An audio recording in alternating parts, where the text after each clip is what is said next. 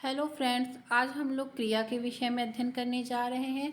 तो आइए सबसे पहले हम इसकी परिभाषा के विषय में जान लेते हैं कि क्रिया होती क्या है। जिस शब्द से किसी कार्य का होना या करना समझा जाए उसे क्रिया कहते हैं।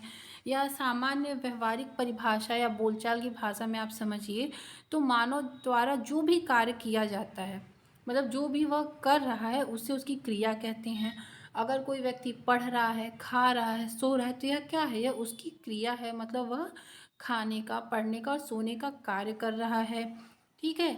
किसी भी वाक्य में जिस शब्द से कार्य का बोध होता है उसे क्रिया कहते हैं।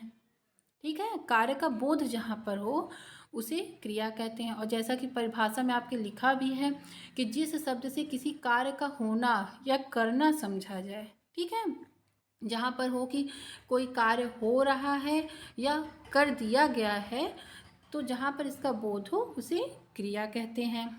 जैसे मैंने कुछ उदाहरण भी दिए, खाना, पीना, पढ़ना, सोना, रहना, जाना, ये सभी क्या है? ये सभी क्रिया हैं।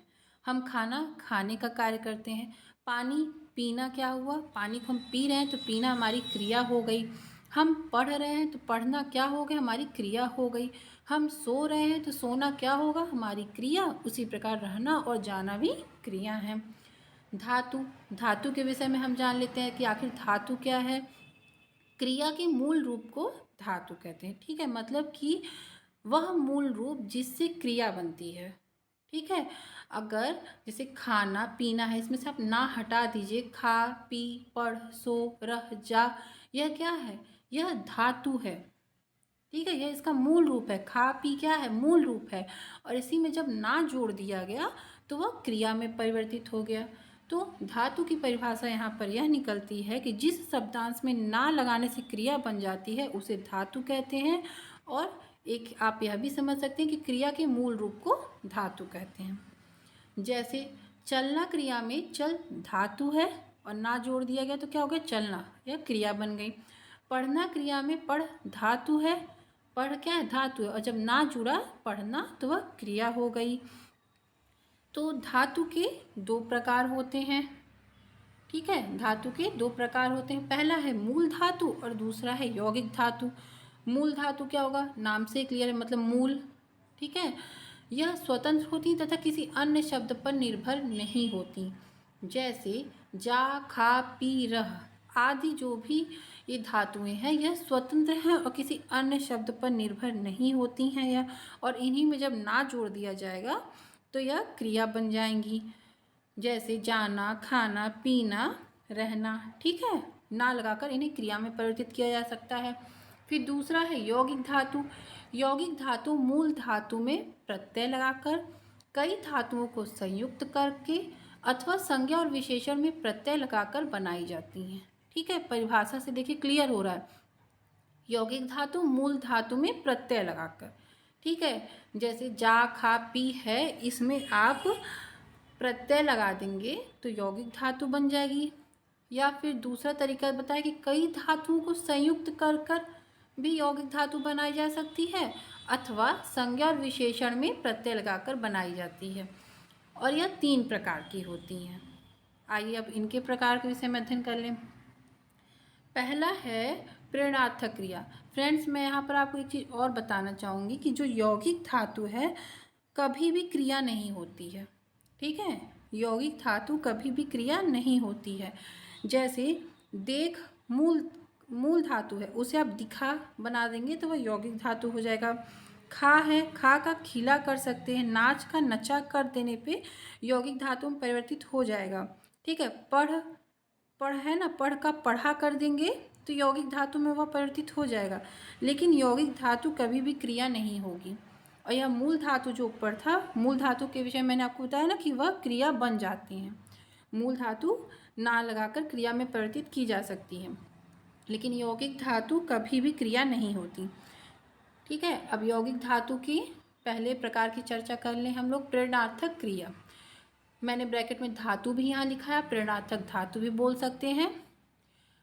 प्रेरणार्थक क्रिया में कर्ता स्वयं न कार्य करके किसी दूसरे को करने के लिए प्रेरित करता है। ठीक है। जैसे हम कोई कार्य करते हैं तो किसी से प्रेरित होते हैं ना, कोई भी व्यक्ति कहीं ना कहीं किसी कार्य को करने के लिए किसी से इंस्पायर ज़रूर होता है। ठीक है, जैसे मेरे बड़े भाई हैं या बड़े बहन हैं तो मैं उनकी कुछ अच्छी चीज़ों का अनुकरण करूँगी, वह मेरे अंदर आ ही जाता है। मतलब ये सब कॉमन चीज़ें हैं कि अगर किसी के अंदर कोई अच्छी क्वालिटी है या गलत आदतें भी इंसान अनुकरण करता है, ज़रूरी नहीं कि इंसान अच्छी आदतें ही सीखे। तो किसी भी क्रिया करने के लिए इंसान कहीं ना कहीं किसी से प्रेरित होता ही है। तो यहाँ पर प्रेरणात्मक क्रिया जो है, प्रेरणात्मक क्रिया में कर्ता स्वयं न कार्य करके किसी दूसरे को करने के लिए प्रेरित करता है। ठीक है, जैसे हम क्लास में हैं, हम पढ़ रहे हैं, हमारे टीचर हमें किसी अध्याय को पढ़ने के लिए या किसी खेल या प्रतियोगिता में भाग लेने के लिए हमें प्रेरित करते हैं ना। स्कूल में या विद्यालय में जो भी फंक्शन या होते हैं उनमें टीचर स्वयं तो पार्टिसिपेट करते नहीं, वो हमें प्रेरित करते हैं कि बच्चों इसमें तुम लोग भाग लो, जो तुम्हारे लिए अच्छा है। तो यह एक प्रेरणात्मक क्रिया का उदाहरण हो सकता है। ठीक है, और इन्हें पहचानने का तरीका है आना, लाना, वाना। जहाँ पर जुड़ा होगा वहाँ पर प्रेरणात्मक क्रिया का बोध होगा। कैसे होगा ये उदाहरण देखते हैं। जैसे उठवाना, दिलवाना, करवाना इत्यादि क्या है, प्रेरणात्मक क्रिया के उदाहरण हैं। ठीक है, जैसे शिक्षक ने मुझे पुरस्कार दिलवाया। ठीक है, उठवाना, पिताजी ने पुत्र को सुबह सुबह उठाया, या यह कार्य माताजी ने मुझसे करवाया। तो उठवाना, दिलवाना, करवाना, जहाँ पे भी आना, लाना, वाना जुड़ा होगा वह प्रेरणात्मक क्रिया का बोध कराएगा। फिर दूसरा है इसके अंतर्गत यौगिक क्रिया। देखिए अभी ऊपर आपने यौगिक धातु पढ़ा है। ठीक है, यौगिक धातु के पार्ट के अंदर यह है यौगिक क्रिया। आप ये मत समझिएगा कि यौगिक धातु आप फिर से पढ़ रहे हैं। तो यौगिक क्रिया नाम से ही क्लियर है। यौगिक, साइंस के जो भी स्टूडेंट होंगे वह अच्छे से जानते होंगे कि यौगिक क्या होता है। ठीक है, हम लोग केमिस्ट्री में पढ़ते हैं ना, यौगिक मतलब कि मिश्रण या कंपाउंड। ठीक है, तो यौगिक मतलब नाम से क्लियर है कि इसमें एक तो होगा नहीं, कोई चीज़, दो ही चीज़ होंगी। तो दो या दो से अधिक धातुओं के संयोग से यौगिक क्रिया बनती है। दो या दो से अधिक धातुओं के संयोग से यौगिक क्रिया बनती है।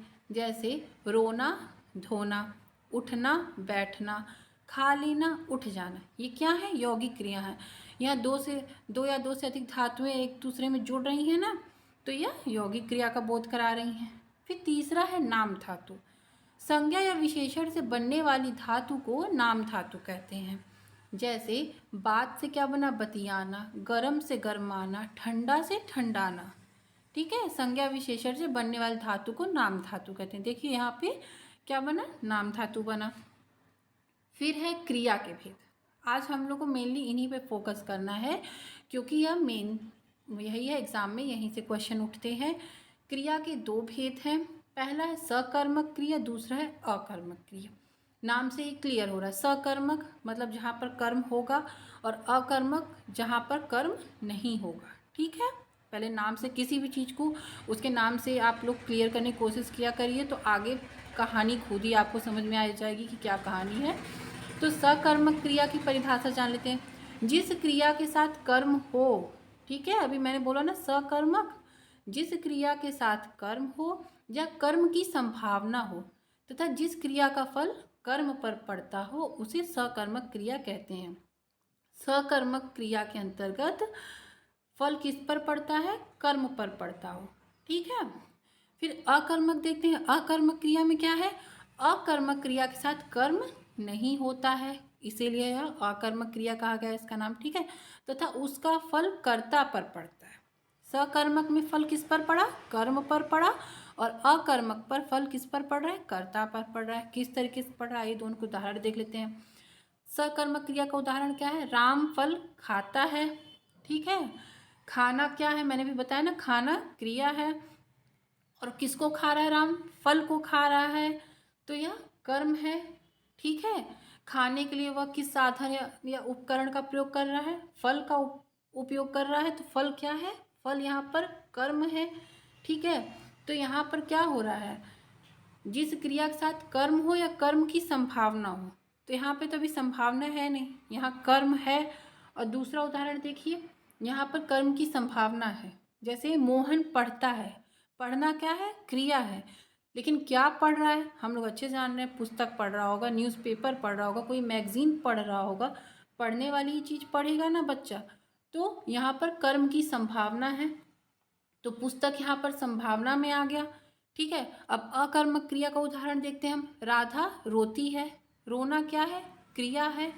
ठीक है, कर्म का यहाँ पर अभाव है, यहाँ पर कर्म का अभाव होगा। दूसरा उदाहरण क्या है? मोहन हंसता है, क्यों हंस रहा है? नहीं पता है, कर्म का यहाँ पर अभाव है। राधा रो रही हैं, क्यों रो रही हैं? बस क्रिया कर रही है, नहीं पता है क्यों रो रही है, कर्म का यहाँ पर अभाव है। ठीक है, तो उम्मीद करती हूँ सकर्मक क्रिया अकर्मक क्रिया आपको अच्छे से यहाँ पर क्लियर हो गया होगा। ठीक है, जहाँ पर कर्म हो वहाँ सकर्मक क्रिया, और जहाँ पर कर्म नहीं होगा वहाँ पर अकर्मक क्रिया होगा। सकर्मक क्रिया में फल कर्म पर पड़ता है, अकर्मक क्रिया में फल कर्ता पर पड़ता है। ठीक है, पहचान कैसे होगी? क्या और किसको प्रश्न करने से होती है। ठीक है, जहाँ पर आपको प्रश्न करने पर उत्तर मिले, जैसे राम फल खाता है, राम क्या खाता है? प्रश्न हम कर रहे हैं ना कि राम क्या खाता है? राम फल खाता है। उत्तर मिला ना हमें कि राम फल खाता है, तो सकर्मक क्रिया है। मोहन पढ़ता है, मोहन क्या पढ़ता है? कर्म की यहाँ संभावना भी बताया मैंने, पुस्तक पढ़ता है। ठीक है, तो क्या हुआ? सकर्मक क्रिया। राधा रोती हैं, क्यों रो रही हैं? नहीं पता है, उत्तर नहीं मिल पा रहा है यहाँ पे। मोहन हंसता है, क्यों हंस रहा है? नहीं पता अभी हमें यहाँ पे क्यों हंस रहा है। तो जहाँ पर क्या और किसको प्रश्न करने पर उत्तर की प्राप्ति हो वहाँ सकर्मक क्रिया, और जहाँ पर नहीं होगी वहाँ पर अकर्मक क्रिया होगी। क्रिया के कुछ अन्य भेद भी हैं। ठीक है, सहायक क्रिया। सहायक क्रिया मुख्य क्रिया के साथ प्रयुक्त होकर अर्थ को स्पष्ट एवं पूर्ण करने में सहायता करती है। ठीक है,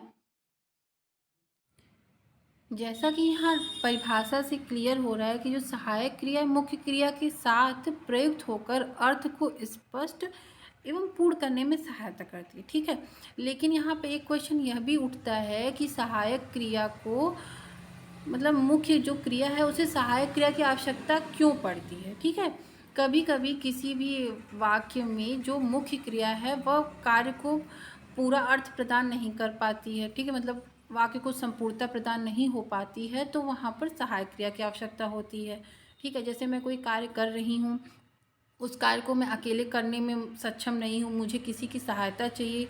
ठीक है, तो जो मेरी सहायक कर रहा है वह सहायक क्रिया हो गया। कॉमन बोलचाल की भाषा में आप लोग समझ सकते हैं ना, जैसे कोई कार्य कर रही हूँ तो मैं बोलती हूँ ना कि ये कोई बोलता है कि यह मेरी सहायक है इस कार्य को करने में। ठीक है, सहायक की मुझे वहाँ जरूरत क्यों पड़ी?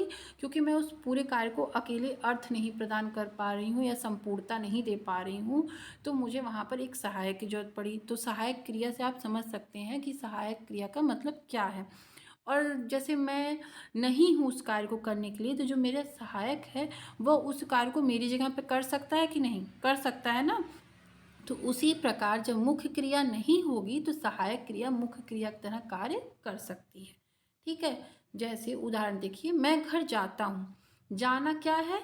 मुख्य क्रिया है, और हूँ जो लगा है सहायक क्रिया है।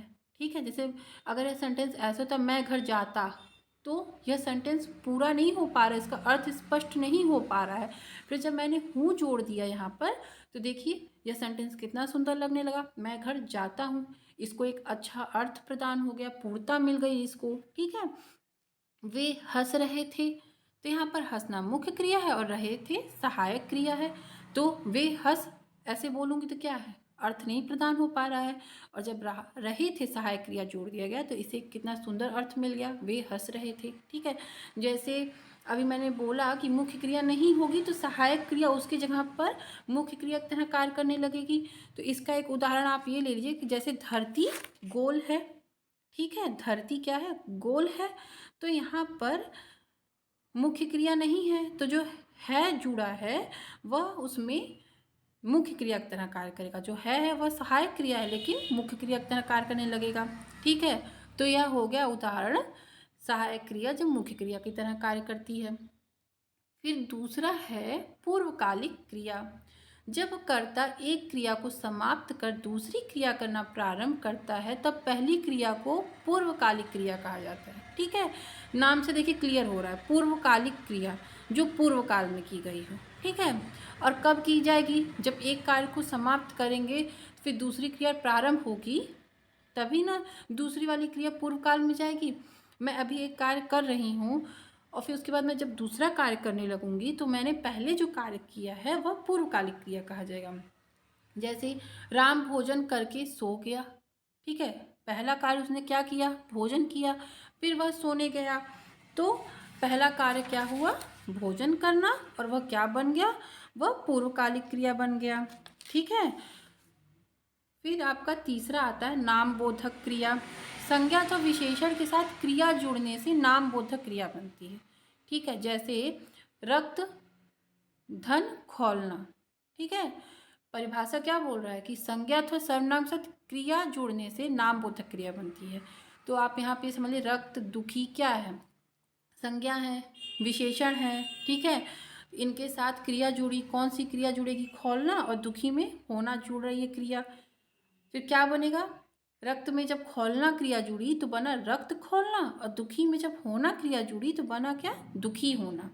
ठीक है, और क्या बनेगा, रक्त खोलना, दुखी होना, ये क्या है, नाम बोधक क्रिया बनती है। फिर आपका आता है द्विकर्मक क्रिया। नाम से ही देखिए यहाँ पर क्लियर हो रहा है कि द्विकर्मक मतलब दो कर्म होंगे यहाँ पर। ठीक है, तो परिभाषा पढ़ लेते हैं हम लोग। जिस क्रिया के दो कर्म होते हैं उसे द्विकर्मक क्रिया कहा जाता है। ठीक है, मैंने अभी ऊपर ही आपको समझाया कि नाम से ही परिभाषा को क्लियर करने की कोशिश किया करिए। इसका उदाहरण हम लोग देख लेते हैं। अध्यापक ने छात्रों को हिंदी पढ़ाई। यहाँ पर दो कर्म हो रहे हैं। पहला कर्म क्या है, छात्रों को, अध्यापक ने किसको हिंदी पढ़ाई, छात्रों को, और दूसरा कर्म क्या है, हिंदी। तो यहाँ पर प्रधान कर्म हिंदी है और छात्र जो है वह अप्रधान अथवा गौड़ कर्म है। ठीक है, फिर आपका आता है संयुक्त क्रिया। नाम से ही क्लियर हो रहा है, संयुक्त मतलब दो या दो से अधिक क्रियाओं के संयोग होंगे। ठीक है, तो परिभाषा क्या बोल रही है देख लेते हैं हम। जब कोई क्रिया दो क्रियाओं के संयोग से निर्मित होती है तब उसे संयुक्त क्रिया कहते हैं। मैंने बोला ना कि नाम से क्लियर करने की कोशिश करिए। जब कोई क्रिया दो क्रियाओं के संयोग से, संयुक्त क्या होगा, दो क्रियाएं आपस में संयोग करेंगी तभी तो संयुक्त क्रिया कहलाएगा। तो ठीक है, जब कोई क्रिया दो क्रियाओं के संयोग से निर्मित होती है तब उसे संयुक्त क्रिया कहते हैं। कैसे, उदाहरण देख लेते हैं। वह खाने लगा, यहाँ पर दो क्रियाएं हैं, देखिए खाने फिर लगा। मैं किताब पढ़ ली, मैंने किताब पढ़ ली। ठीक है, यहाँ पर दो क्रियाएं हैं। वह खेलती कूदती रहती है, दो क्रियाएं हैं। जब दो क्रियाओं का संयोग होगा तो संयुक्त क्रिया होगी। तो आपको ये उदाहरण से क्लियर हो रहा होगा, जैसे खाने लगा, पढ़ ली, खेलती कूदती, दो क्रियाओं का यहाँ संयोग हो रहा है तो यहाँ पर हम संयुक्त क्रिया समझेंगे। फिर है क्रियार्थक संज्ञा। जब कोई क्रिया संज्ञा की भांति व्यवहार में आती है तब उसे क्रियार्थक संज्ञा कहते हैं। ठीक है, क्रियार्थक संज्ञा नाम से पहले क्लियर करने की कोशिश करिए। परिभाषा क्या कह रहा है, जब कोई क्रिया, देखिए क्रियार्थक क्रिया है ना, फिर संज्ञा, संज्ञा की भांति व्यवहार में आती है तब उसे क्रियार्थक संज्ञा कहते हैं। मतलब इसे तोड़ दीजिए आप, क्रियार्थक धन संज्ञा। जब कोई क्रिया संज्ञा की भांति व्यवहार में आएगी तो उसे हम क्रियार्थक संज्ञा कहेंगे। कैसे होगा, उदाहरण देख लेते हैं। टहलना स्वास्थ्य के लिए लाभदायक है। ठीक है, टहलना जो क्रिया है स्वास्थ्य के लिए लाभदायक है। देश के लिए मरना कीर्तिदायक है। ठीक है, तो किसके लिए मरना कीर्तिदायक है, देश के लिए मरना। ठीक है, तो यह क्रियार्थक संज्ञा के उदाहरण हो गए। तो फ्रेंड, आज क्रिया का चैप्टर यहीं पे समाप्त होता है और आज के लिए थैंक यू। और मैं उम्मीद करती हूँ कि आपको अच्छे से क्लियर हो गया होगा। आगे मैं इसके ऑब्जेक्टिव डालने वाली हूँ जिससे जो भी आपके डाउट होंगे वह क्लियर हो जाएंगे।